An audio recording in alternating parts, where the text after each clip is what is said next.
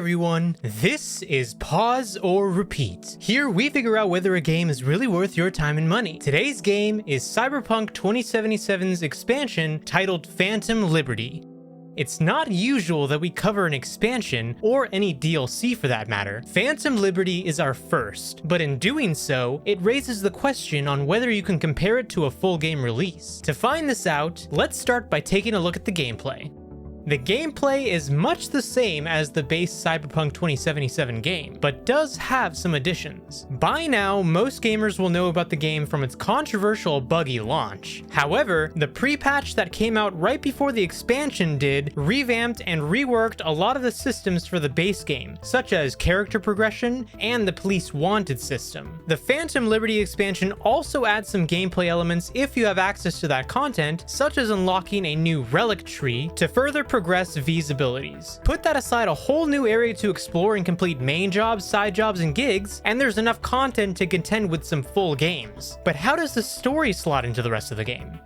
The story of Phantom Liberty kicks in after a bit of progress in the base game. You'll get a call from a netrunner named Songbird. Songbird tasks you with helping protect and escort the president of the NUSA, the game's equivalent of the USA. Her plane crash lands in the newly unlocked area of Dogtown and is immediately swarmed by the military presence. It is your job as V to protect President Myers and answer the question as to why she was attacked. With the help of Solomon Reed, played by Idris Elba, you'll search Dogtown thoroughly. And of course, the game tells this captivating story through the immersive interactions with characters and events that the game was already known for. But now the question still stands. Pause or repeat?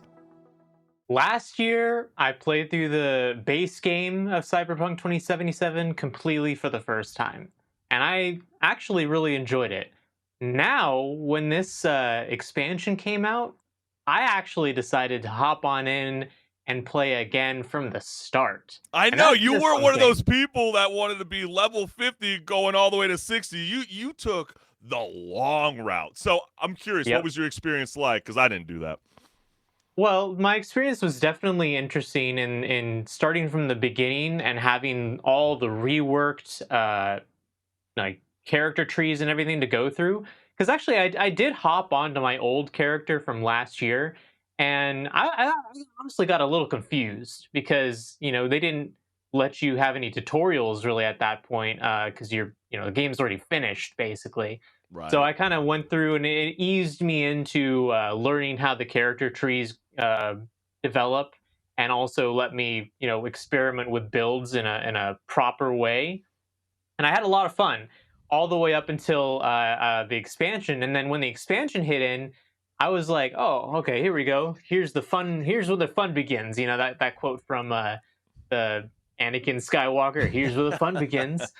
So anyways, I had a great time though, considering I think that they already did a pretty good job with an engaging storyline in the base game. And I think that in the expansion here, CD Projekt Red actually did an even better job at immersing you in the story. And this really is a game where you have to sit down and really immerse yourself in the world and the storyline, because that's the whole point of it. I always set aside, whenever I played this game, at least 2 hours to just go through things and sit down and just focus on playing it. Because even when you go into Dogtown for the first time, you walk around this black market, and it's completely just like bustling with action. And I went up to this vendor, and he was like all chromed out with a bunch of augmentations, and my character's like, whoa, I've never seen a guy like that unless he's been one of the Maelstrom gang. He's like, oh, you haven't seen anything. And he like pulls out these flamethrowers from his elbows. I'm like, dude, this is so awesome. Like, this is what the game should have been. That is kind of the cool strong point about Cyberpunk, is that, you get those really cool, like, random NPC conversations. I know a lot of the gaming reviews for Phantom Liberty express that was one of the cool factors, because you could just be randomly talking to a merch guy, and then all of a sudden you could literally be just listening to him for 5 minutes, and he'll give you the whole backstory of the brand new district that's available for everybody that bought the new expansion. Yeah, exactly. And I I want to say comparing that to the base game, there's a lot less of that in the base game. To be fair, the base game's map is a lot bigger, so they Well, can kind yeah, of it's an more expansion. craft this. Yeah, yeah. I mean, they can craft this whole area a little bit more minutely, but honestly it makes me excited for a sequel because even if this game's not perfect, I'm sure they're going to learn from their mistakes uh, back in 2020 when they launched this game Yeah, and it's definitely not make it a perfect. better. Just Yeah, because they yeah, dropped a pretty badass expansion, CD Projekt Red should be forever reminded that was one of the worst game launches of all time. To be honest with you, absolutely. I do think one of the greatest strengths about Cyberpunk 2077 is their primary main cast and bringing on these new additions of Idris Elba's Solomon Reed. You got Songbird and Alex. I thought that was a very fun addition that makes the cinematic storytelling that much more compelling. But no spoilers here. I'm not going to say anything like that. But I personally felt when I played the base game, I thought the ending was very lackluster. I kind of feel the same way after 20 hours of playing the expansion of Cyberpunk 2077. It didn't leave me with the ending that I was anticipating. I don't really know where they're going with this franchise, but don't let that hinder you from not purchasing this game. Like HenricK referenced, the skill tree is an amazing addition that I'm so shocked that they never added that in the beginning. The reflex, the technical ability, and the intelligence are all very cool assets that I like about playing Assassin's Creed, for example. It's really cool to know that as you're working your way up, you kind of get yourself a sense of reward as you play the game. And so, with that being said, I think that's really cool. But also at the same time, just as a side note, what was really trippy, because we're always talking about this AI conversation, HenricK, with this new expansion, they had this Polish actor who unfortunately passed away back in 2021 and got the approval from the family to use AI technology to bring his character back to life.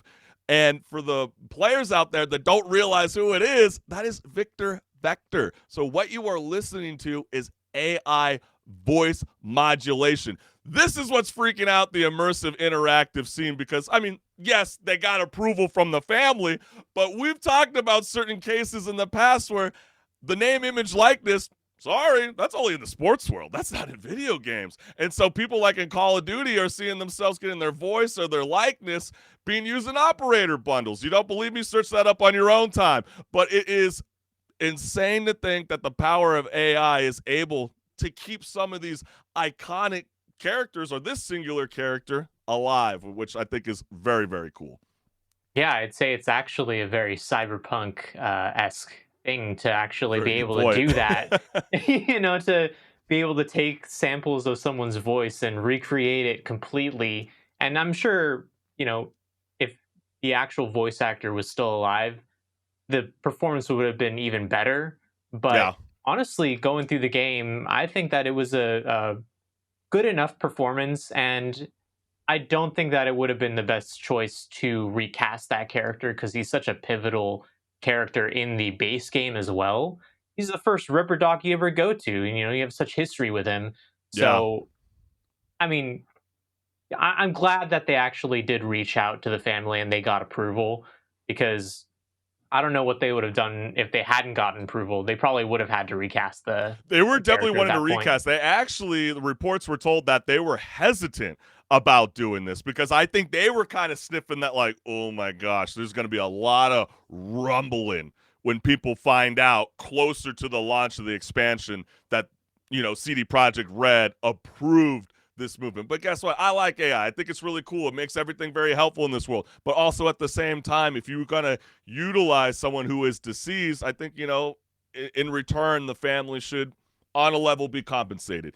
And I don't really know necessarily the details behind that. From reading reports, it made it sound like they gave their sign of approval. So I don't think that's happened. But then again, this is all very new to all of us. But going back to Cyberpunk 2077 Phantom Liberty, I think it's a great addition. I think it's a lot of fun. You're going to want to repeat this, fam. And like HenricK did, don't make the mistake I did and just jump right in from your same character. You need to start from the beginning, fam. It is a perfect time to revisit this game. And when I played it, I had it on the PS4. I know people are laughing at me. Why the hell did you even try to play that game on the PS4? It doesn't matter. When you have a broken game and you promise that it's perfect on the day of the launch, that's BS. So I don't really care what anybody else thinks. But now it's a lot better, fam. Enjoy yourself. Have a great time. What about you, Henrik? No, absolutely. It's a repeat for me as well. I could definitely see myself going through the expansion at some point in the future again. And at the very least, it's a repeat because I'm now playing through the game a second time uh, after playing through last year for the first time. So that's my opinion on it. But I do think, comparing this especially to a lot of the games that have come out this year, it actually does hold a candle to a lot of even the full-fledged games, and that by itself is already a reason to call it a repeat. Yeah. Even comparing it to like Starfield, the performances in this game are so much more engaging than the performances in Starfield. Not to knock the actors in those or in that game, but just it doesn't compare, honestly. Yeah. No, it's true. I mean, it's true. We got to real recognize it's real, and we're giving it to you straight. And trust me, we're going to be later talking about some of the elements that it comes to expansions and what does it mean for 100-hour plus games. We'll save that for patch notes. That's why you got to tune in, fam. But you heard it from us. We both got to repeat.